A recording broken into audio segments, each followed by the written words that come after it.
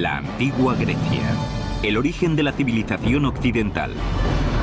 Durante más de 1000 años, este recio y fascinante pueblo fue el responsable de los hitos tecnológicos más avanzados que jamás hubiera contemplado el mundo.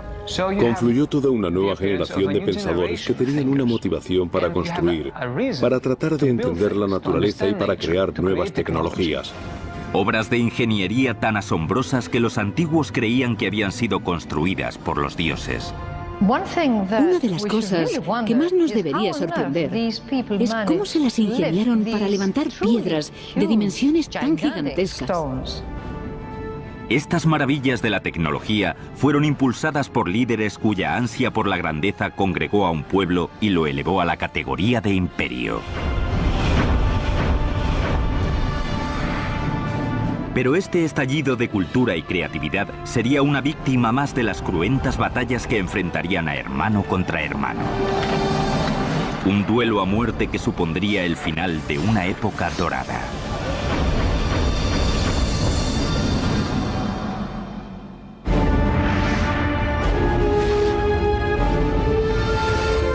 La construcción de un imperio, Grecia. Septiembre del año 480 a.C. Empieza a despuntar el alba sobre la isla de Salamina y sobre el estrecho que la separa de la península griega. La quietud del mar no hace pensar que en pocas horas aquí se librará una sangrienta batalla que al final del día teñirá de rojo el Mediterráneo. En juego, ni más ni menos que el futuro y la independencia de Grecia, una nación de islas y ciudades-estado situada en las proximidades del mayor imperio del mundo conocido, Persia. Persia era la superpotencia mundial de su época. Gozaba de una riqueza y confianza enormes. Era el imperio más multiétnico y multicultural que el mundo había contemplado. Una fuerza invasora persa de dimensiones épicas se asomaba por el horizonte. Una flota de 700 buques que transportaba a 150.000 guerreros decididos a anexionar Grecia a su imperio.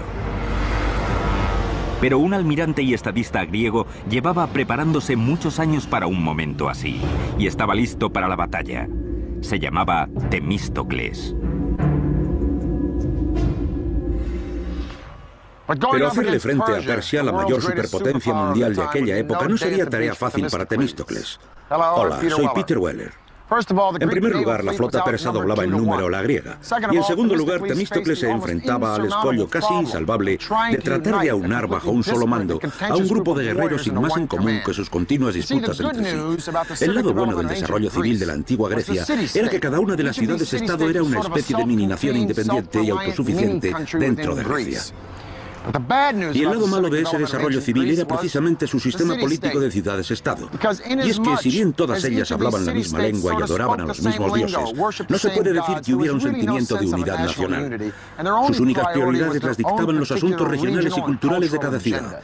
Resumiendo, cuando no se llevaban mal, se llevaban peor que mal. Si había alguien que pudiera aunar a todos los pueblos griegos, ese era Temístocles. Un hombre de origen plebeyo que no se avergonzaba de hacérselo saber a sus compatriotas. Siempre estuvo fuera del sistema, y así lo reconocía. Incluso hacía gala de su falta de educación. Solía decir que, aunque no tuviera ni idea de afinar una lira ni de entonar una melodía, sabía todo lo que había que saber para hacer grande y libre una ciudad. Para Temístocles, el ejército persa no era ningún desconocido. 10 años antes, un pequeño contendiente imperial ya había invadido Grecia por primera vez y había combatido contra los atenienses y sus aliados en Maratón. Temístocles aprovecharía esa experiencia en la batalla que se avecinaba en Salamina y basaría su estrategia en un punto débil que ya había detectado en la máquina de guerra persa, su flota. Se dio cuenta de que el mar no era el elemento natural de los persas. Persia era una potencia terrestre. Tanto era así que su religión consideraba el agua marina como algo demoníaco. Temístocles quería que los griegos construyeran una flota naval sin parangón en la historia. Enseguida comenzaron a trabajar a velocidad de crucero para armar un total de 200 trirremes, las embarcaciones más mortíferas de la antigüedad. Un trireme tiene una eslora de casi 40 metros. Es ligero y estilizado y está rematado con un espolón de madera cubierto de bronce al nivel del agua. Ese es el arma ofensiva del trireme. Se podría decir que era una especie de misil tripulado. El trireme era empujado por 170 remeros apostados en 3 niveles distintos, 62 en el nivel superior, 54 en el medio y 54 en el inferior. En este último, los remeros estaban sentados a tal profundidad que las portillas de los remos no levantaban más de 45 centímetros de la superficie del mar. Era un barco de madera impulsado por remos. Podía alcanzar los 8 o 9 nudos de velocidad, algo asombroso para la edad antigua, y podía atacar con un misil.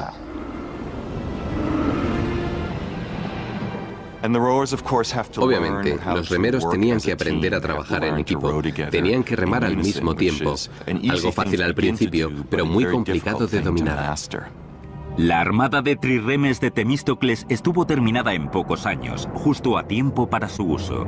En la primavera del año 480 a.C., Persia inició una invasión masiva de los territorios griegos. Temístocles era consciente de que la flota persa prácticamente doblaba en número a la griega, así que urdió un sencillo pero ingenioso plan para aunar sus tropas y equilibrar la balanza. Tenía que convertir el inconveniente de que los griegos tuvieran menos barcos que los persas en una ventaja. Así que tuvo que atraer al enemigo hasta un campo de batalla en el que no pudiera entrar con todos sus efectivos. De ese modo, él podría concentrar sus fuerzas y atacar. Y el mejor lugar para llevar a cabo esa táctica era el estrecho de Salamina. Temístocles se sirvió de un ardid para llevar a la armada persa hasta la zona del estrecho. Temístocles era un tipo muy astuto, un embaucador nato. Sabía que los persas preferían ganar las batallas mediante la diplomacia, la intimidación y el soborno de traidores. La víspera de la batalla, Temístocles envió a un sirviente de confianza al campamento persa, al otro lado del estrecho. El sirviente fingió ser un traidor y le reveló al rey persa que entre las tropas griegas reinaba la confusión y que si partían con sus naves por la noche, a la mañana siguiente lograrían sorprenderles. Los persas mordieron el anzuelo.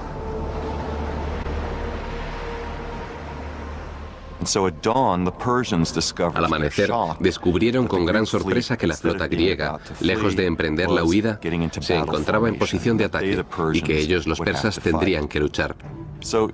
Fue una jugada maestra por parte de Temístocles.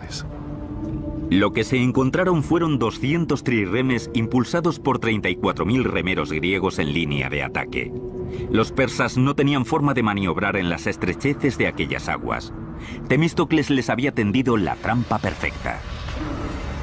Durante todo aquel día, los griegos fueron una a una rodeando a las embarcaciones enemigas para embestirlas con sus espolones.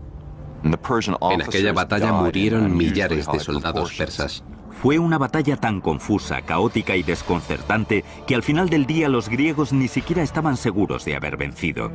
Pero los miles de cadáveres que jalonaban las costas de Salamina daban cuenta de la decisiva victoria de los helenos. Algunas fuentes históricas llegan a contabilizar hasta en 200 los barcos hundidos por 40 en el bando griego. Los persas que no se ahogaron fueron masacrados por los soldados griegos que les esperaban en la orilla. Si los griegos no se hubieran impuesto en la batalla de Salamina, es posible que el mundo occidental actual no hubiera heredado los valores de la civilización griega. Tras la aplastante victoria de Salamina, Temístocles fue laureado como un héroe, pero a su codicia y ambición personal se le sumaron muchos enemigos políticos. Era solo cuestión de tiempo que los ánimos de la asamblea se caldearan lo suficiente.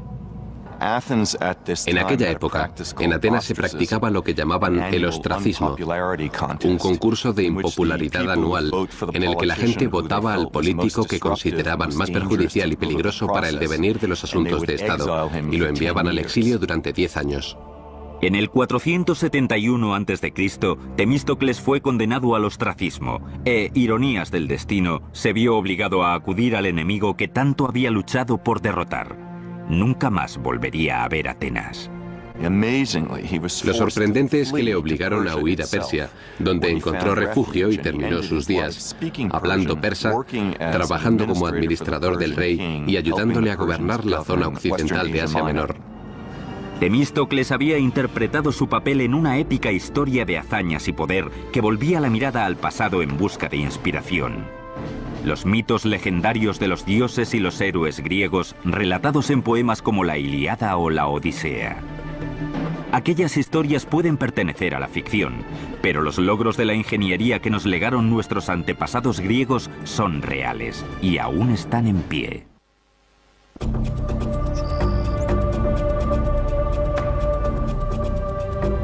En el año 1300 a.C., un pueblo que hablaba una variante rudimentaria del griego había ocupado grandes extensiones de la península helénica. Se trataba del pueblo micénico, cuyas guerras y escándalos, logros y hazañas alimentaron durante años la leyenda y pusieron los cimientos de la civilización griega.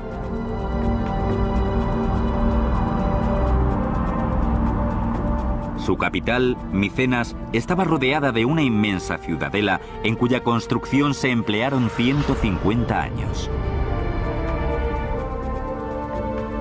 Según la leyenda, era de esta ciudad de donde partieron los micénicos, liderados por un rey llamado Agamenón, cuyas épicas cruzadas quedaron reflejadas en el siglo VIII a.C. de la mano del poeta Homero en dos de los relatos más famosos de la historia, la Ilíada y la Odisea. La Ilíada era algo así como la Biblia para los antiguos griegos. Estaba llena de moralejas que te decían cómo conducir tu vida. Describía a los dioses y la religión, pero también el carácter humano, y proponía ideas sobre las que reflexionar. Los relatos de la Ilíada y la Odisea forman parte del imaginario occidental. El rapto de Helena por París, el asedio de Agamenón a Troya durante 10 años y el gigantesco caballo de madera que los griegos usaron para entrar en Troya y destruir la ciudad. A pesar de lo heroico de las hazañas de Agamenón durante la guerra troyana, su recibimiento en Micenas no fue precisamente el que se le brinda a un héroe. Fue asesinado por su propia esposa.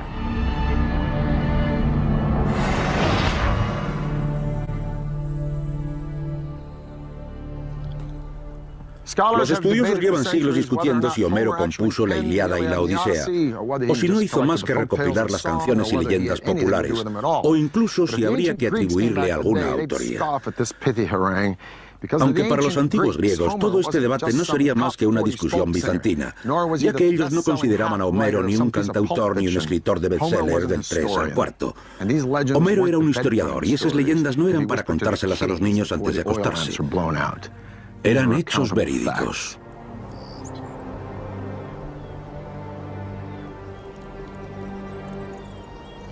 Esto es lo que queda de Micenas, la capital de la que habla Homero y sobre la que muchos queremos creer que un día reinó Agamenón.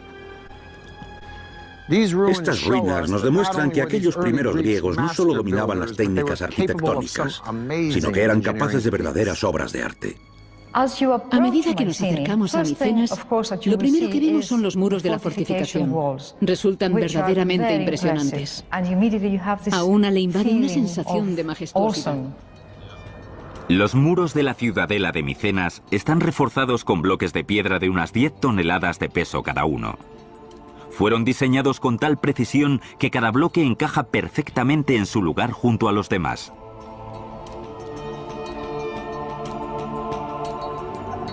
Pero para visiones sobrecogedoras, nada en Micenas se acerca más a esa sensación que la colosal entrada a la ciudadela, la Puerta del León.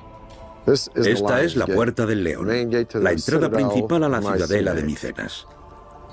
Una de las estructuras más imponentes de la Edad Antigua, un impresionante ejemplo simbólico y un impresionante ejemplo constructivo.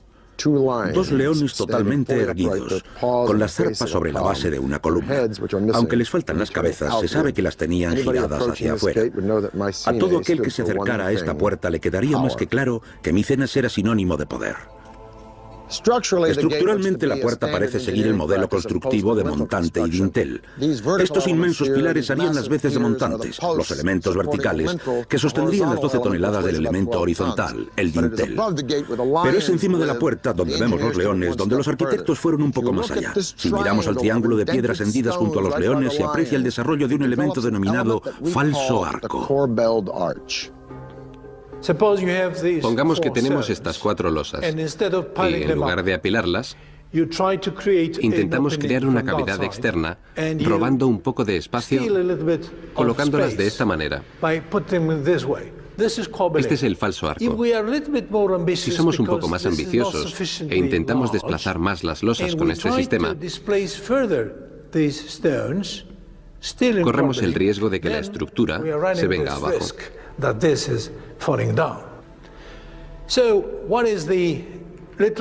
¿Cuál es el truco para ganar más espacio y evitar la inestabilidad?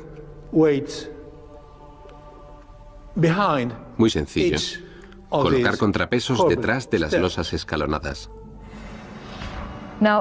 Este triángulo, en primer lugar, hay que decir que se trata de una verdadera innovación micénica. Es la primera vez que se veía algo así, seguramente en todo el mundo. Así que era algo realmente novedoso. Pero los arquitectos micénicos llevaron el falso arco un poco más allá. Aprovecharon la idea para crear un revolucionario espacio interior llamado falsa cúpula. Esta cúpula solo se había utilizado en un tipo de construcción, las tumbas. Al igual que los egipcios, los micénicos erigieron estructuras increíbles para albergar a sus líderes en la otra vida. A estas tumbas se las denominaba zolos. Su construcción se apartaba de todo lo que los arquitectos micénicos habían hecho hasta entonces. La estructura circular no formaba parte de las concepciones arquitectónicas de los micénicos. Ellos trabajaban con líneas y ángulos rectos. Así que el círculo era exclusivo de este tipo de estructura. Lo que nos lleva a pensar que quizá era visto como un símbolo de la muerte. La construcción de los zolos era toda una hazaña. El primer paso consistía en horadar una ladera. Primero se cavaba una trinchera que formaría el dromos, que en griego significa carretera o camino. En este caso, es un sendero hacia la tumba, flanqueado por estas losas almendradas dispuestas a lo largo y a lo ancho. Hace 3.200 años, en el 1200 a.C., cualquier visitante que avanzara por este dromos contemplaría la impresionante e imponente estructura de esta puerta de acceso. La puerta estaba enmarcada por 2 gigantescas columnas esculpidas en mármol verde macizo, con diseños ascendentes en zigzag y en espiral. Cada una de estas enormes piedras tiene más de 75 centímetros de altura. Hay 33 hileras de piedras dispuestas en una estructura cónica, y cada hilera tenía que sobresalir un poco para conseguir este efecto de falsa cúpula. Luego se igualaba la superficie para suavizar la forma. Para poder estabilizar la estructura, se necesita una presión constante de fuera hacia adentro, como la que ejerce la tira metálica sobre los tablones que dan forma a los barriles. Esta presión venía de la tierra.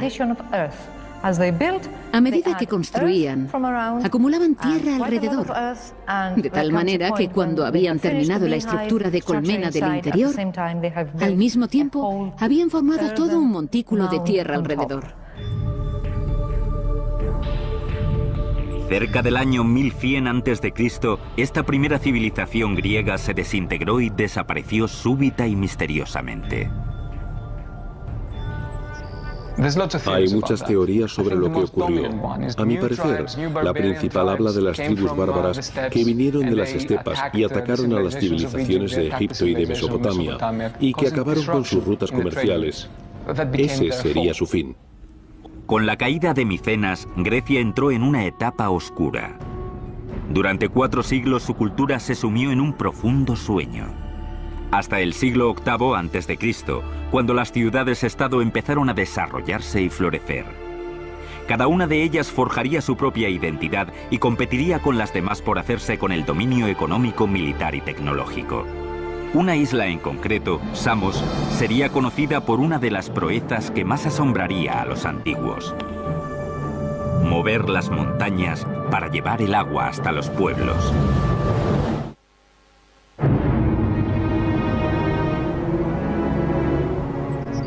Esparta, Atenas, Corinto, Tebas. Son solo algunas de las más de 100 ciudades-estado que surgieron por toda Grecia 400 años después de la desaparición de la civilización micénica. Antes del advenimiento de la democracia, los destinos de muchas de estas ciudades estaban regidos por un único mandatario, denominado tirano. Alrededor del 540 a.C., un tirano llamado Polícrates se hizo con el poder en la isla de Samos, en la región oriental del mar Egeo. Era toda una figura de la política internacional. Forjó alianzas tácticas no solo con los persas, sino también, por ejemplo, con los egipcios. Era un personaje ambicioso. Polícrates llegó a la conclusión de que si quería hacer de Samos una potencia, tendría que hacerlo por mar.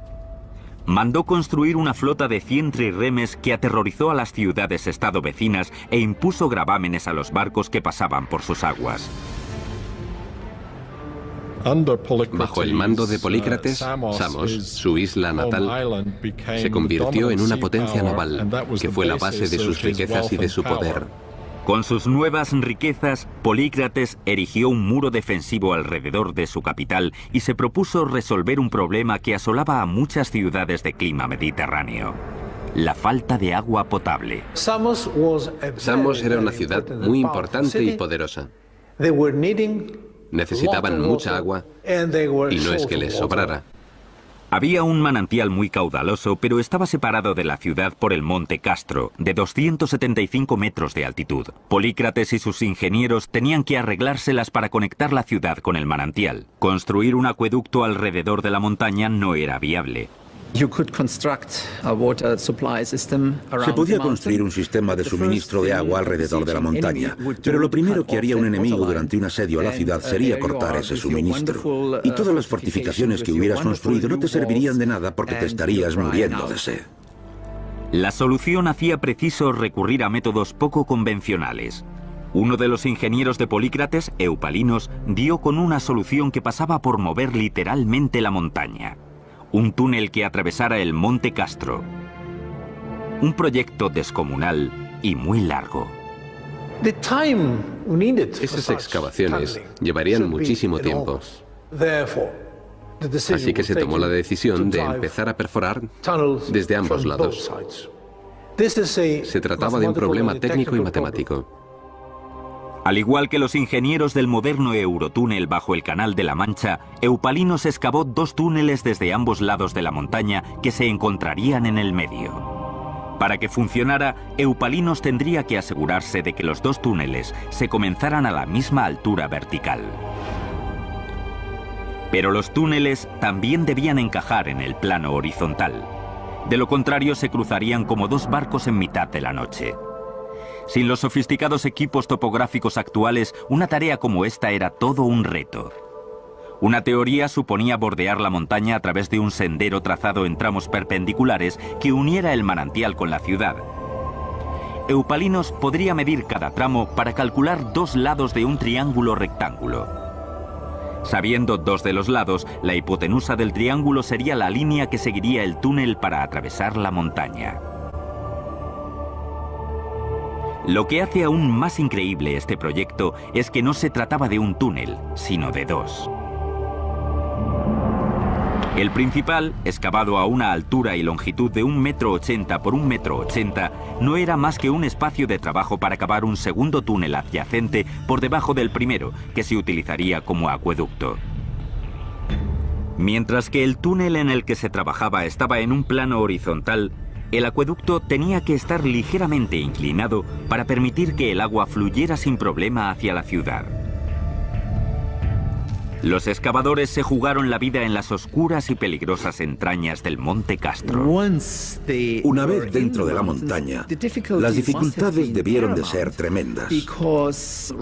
Las rocas se podían mover de manera impredecible, o el agua podría desbordarse y podría cundir el pánico. Era un peligro constante. Además, estaba oscuro y tenían que iluminarlo. Tenían que saber dónde estaban a cada momento para no desviarse.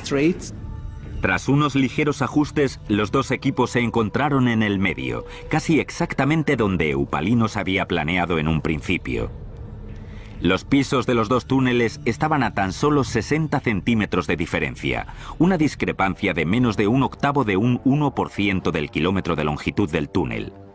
Esta asombrosa proeza de la ingeniería pudo haber sido la culminación del reino de Polícrates, pero sus dotes políticas no estuvieron a la altura.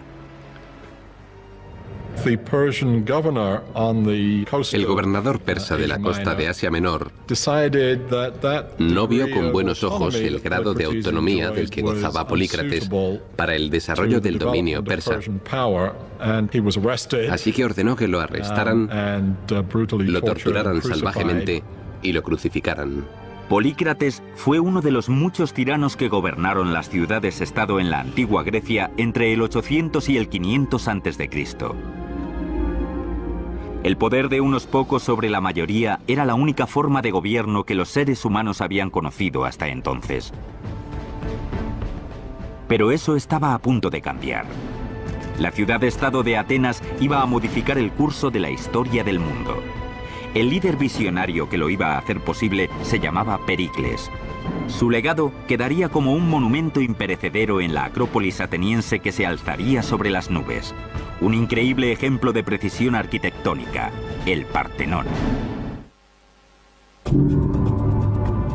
En el 480 a.C., al derrotar a los persas en la batalla de Salamina, Temístocles no solo salvó a Atenas, sino también su recién estrenada democracia.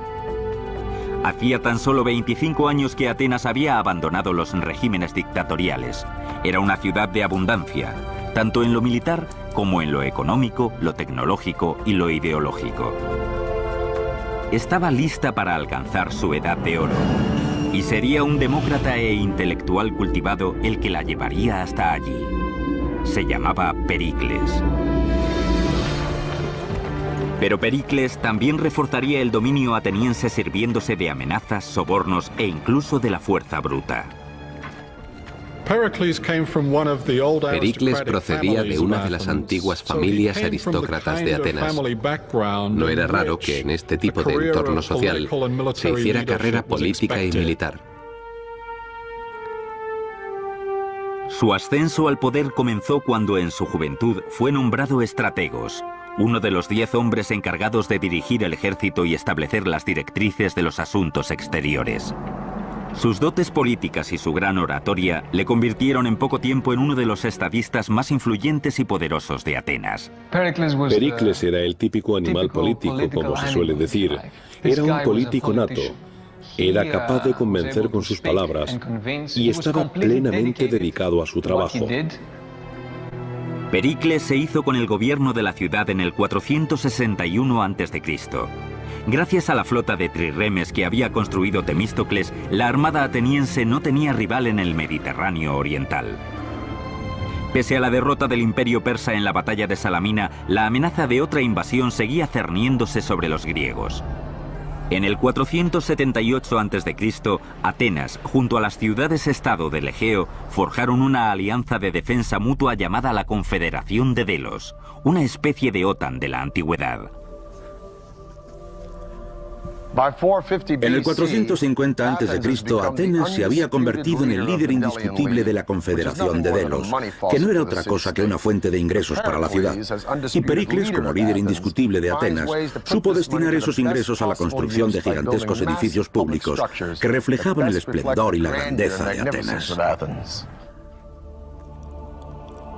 Según la leyenda, Poseidón, el dios griego del mar, y Atenea subieron hasta la Acrópolis para competir por el patronazgo de la ciudad. El resultado lo decidirían sus habitantes. Poseidón golpeó el suelo con su tridente y brotó un manantial. Atenea hizo lo mismo con su lanza y brotó un olivo, que no solo prometía sustento para los griegos, sino también una fuente de riqueza comercial. Así fue como Atenea se convirtió en la patrona de la ciudad. A lo largo de los siglos se erigieron varios templos a la diosa, la mayoría de ellos derruidos. Pero le correspondería a Pericles legar al mundo el epítome de la arquitectura griega de la antigüedad, el Partenón.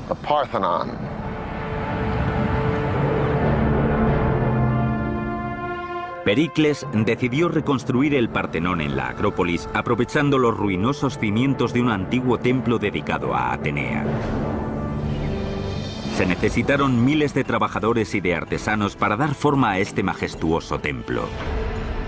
Y costó más que cualquier otra construcción griega hasta la fecha: 30 millones de dracmas, es decir, miles de millones de euros. Es una cantidad astronómica, pero no hay que olvidar que se trataba de un gigantesco proyecto estatal.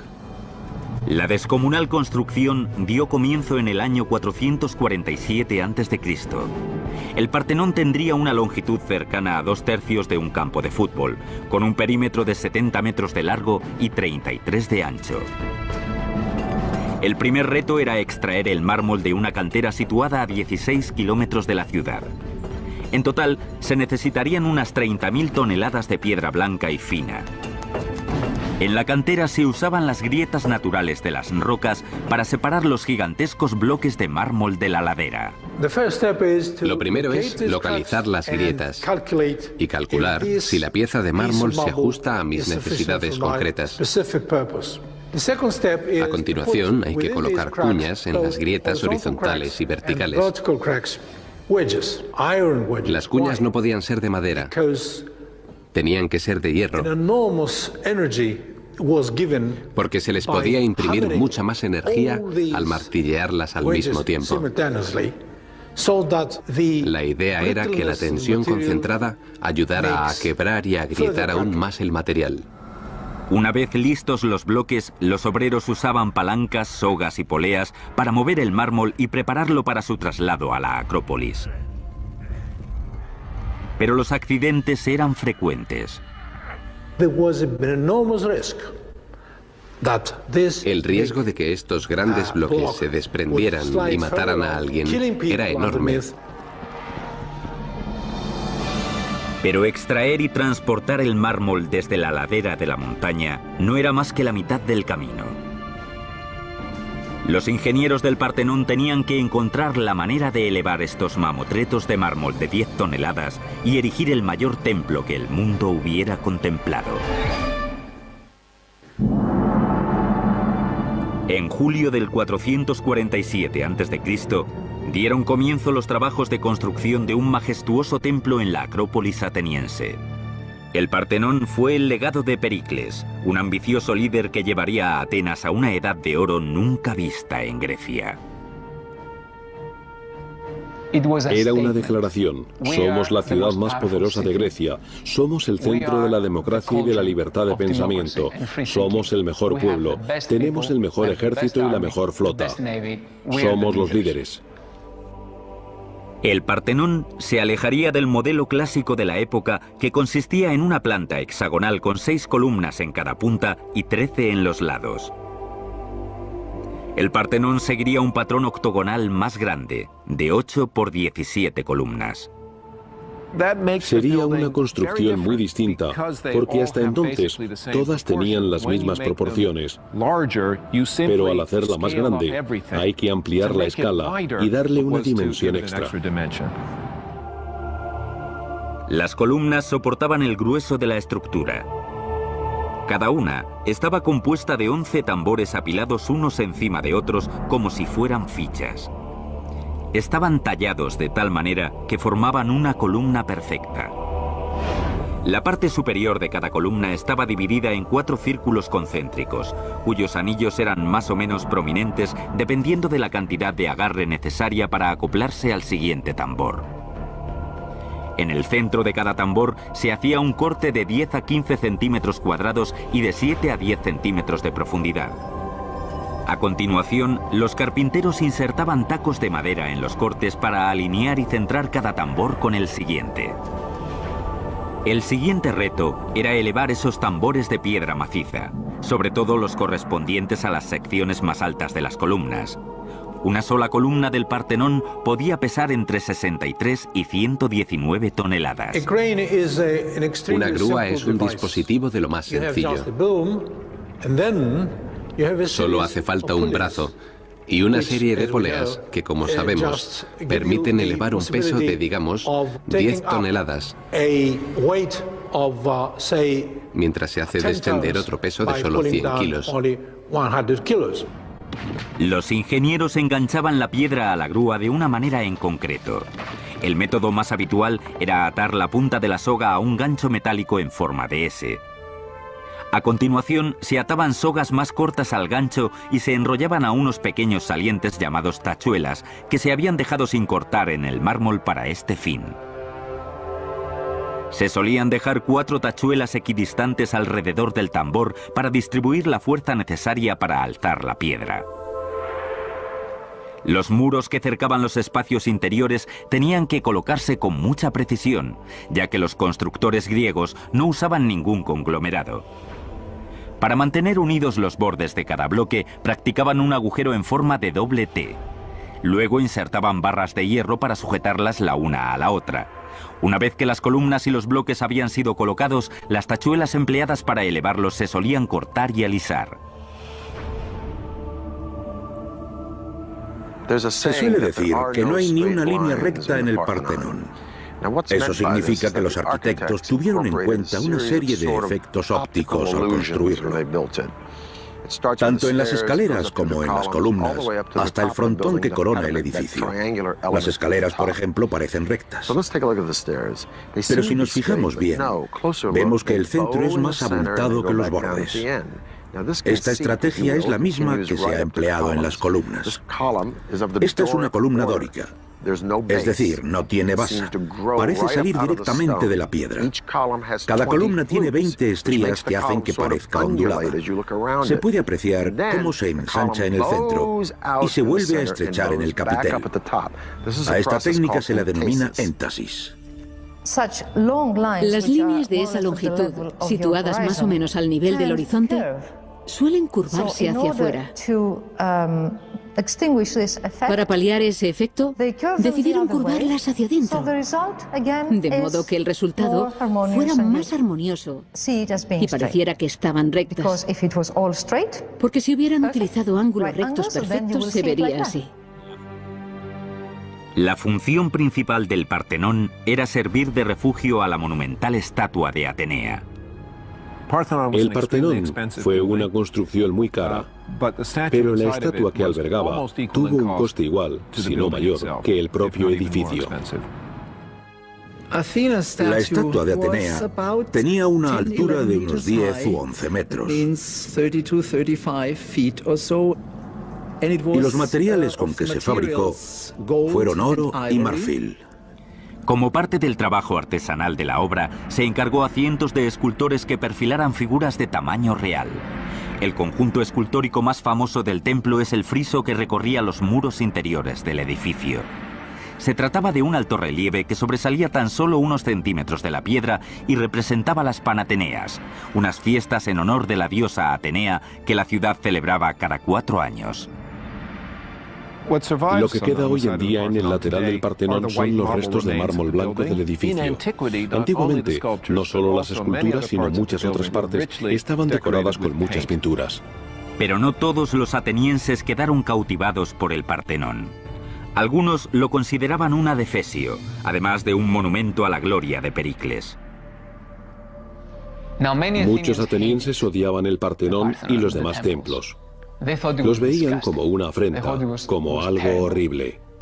A Platón, por ejemplo, le horrorizaba. Eso era lo que pensaban muchos atenienses cuando miraban a sus lugares sagrados y veían esos edificios tan novedosos, que no tenían nada que ver con el pasado. Las voces de descontento no se dirigían únicamente al Partenón. A medida que Pericles seguía ampliando el dominio de Atenas, sus rivales empezaron a conspirar contra él. No tardaron en arremeter contra sus socios más próximos. La primera de la lista era una bella y cultivada mujer llamada Aspasia, un miembro de la élite social de las heteras y consorte de Pericles.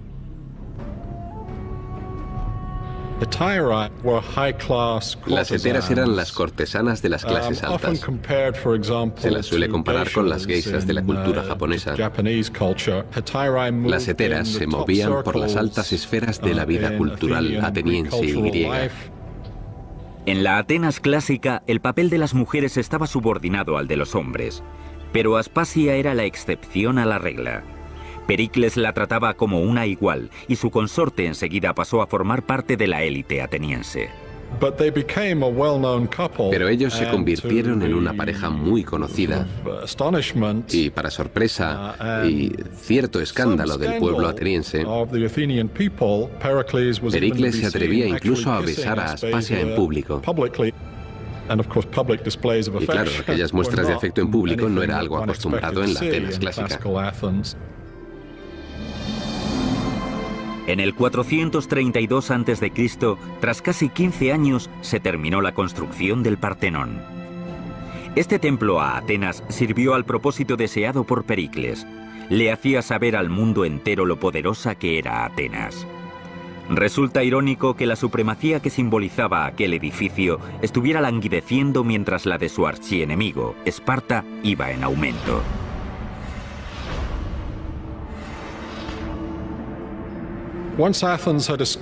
Una vez que Atenas había establecido este gran sistema de alianzas, o como algunos lo llamaban, este imperio ateniense, y podría decirse que lo era, se fue despertando el recelo de los espartanos ante el poder creciente de Atenas, hasta que en la década del 430 a.C.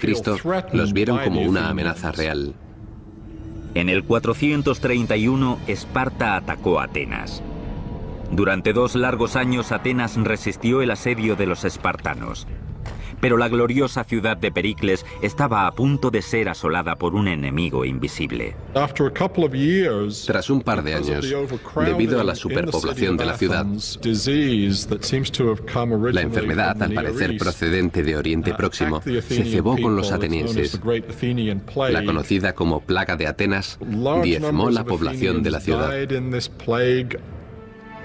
Pericles, a sus 60 años, sobrevivió a la plaga, pero quedó físicamente debilitado y fue el principal culpable de la caída en desgracia de la ciudad. En el 429, cuando la plaga y la guerra aún se cernían sobre su amada ciudad, Pericles murió.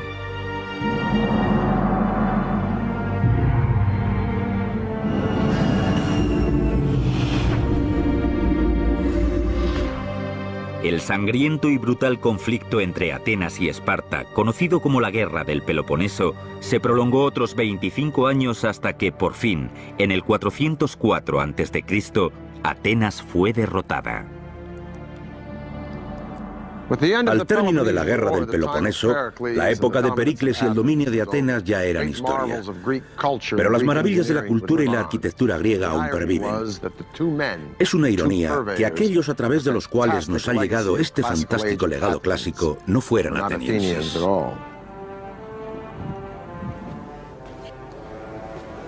Los nombres de estos dos mandatarios son sinónimo no solo de conquista, sino también de helenismo, es decir, de la difusión del ideal griego por todo el mundo hasta el día de hoy.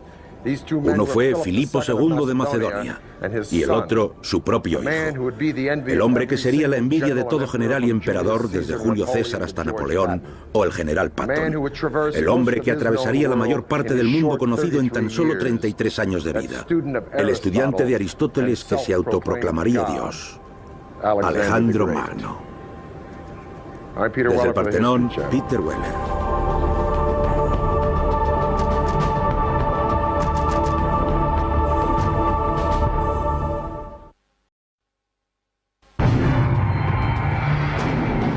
La antigua Grecia, el origen de la civilización occidental. Durante más de 1000 años, este recio y fascinante pueblo fue el responsable de los hitos tecnológicos más avanzados que jamás hubiera contemplado el mundo. Confluyó toda una nueva generación de pensadores que tenían una motivación para construir, para tratar de entender la naturaleza y para crear nuevas tecnologías. Obras de ingeniería tan asombrosas que los antiguos creían que habían sido construidas por los dioses. Una de las cosas que más nos debería sorprender es cómo se las ingeniaron para levantar piedras de dimensiones tan gigantescas. Estas maravillas de la tecnología fueron impulsadas por líderes cuya ansia por la grandeza congregó a un pueblo y lo elevó a la categoría. El almirante y estadista griego llevaba preparándose muchos años para un momento así, y estaba listo para la batalla. Se llamaba Temístocles. Pero hacerle frente a Persia, la mayor superpotencia mundial de aquella época, no sería tarea fácil para Temístocles. Hola, soy Peter Weller. En primer lugar, la flota persa doblaba en número a la griega. Y en segundo lugar, Temístocles se enfrentaba al escollo casi insalvable de tratar de aunar bajo un solo mando a un grupo de guerreros sin más en común que sus continuas disputas entre sí. El lado bueno del desarrollo civil de la antigua Grecia era que cada una de las ciudades-estado era una especie de mini-nación independiente y autosuficiente dentro de Grecia. Y el lado malo de ese desarrollo civil era precisamente su sistema político de ciudades-estado. Y es que si bien todas ellas hablaban la misma lengua y adoraban a los mismos dioses, no se puede decir que hubiera un sentimiento de unidad nacional. Sus únicas prioridades las dictaban los asuntos regionales y culturales de cada ciudad. Resumiendo, cuando no se llevaban mal, se llevaban peor que mal. Si había alguien que pudiera aunar a todos los pueblos griegos, ese era Temístocles. Un hombre de origen plebeyo que no se avergonzaba de hacérselo saber a sus compatriotas. Siempre estuvo fuera del sistema, y así lo reconocía. Incluso hacía gala de su falta de educación.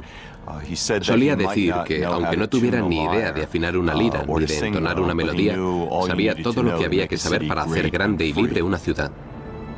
Para Temístocles, el ejército persa no era ningún desconocido. 10 años antes, un pequeño contendiente imperial ya había envía de imperio. Pero este estallido de cultura y creatividad sería una víctima más de las cruentas batallas que enfrentarían a hermano contra hermano. Un duelo a muerte que supondría el final de una época dorada.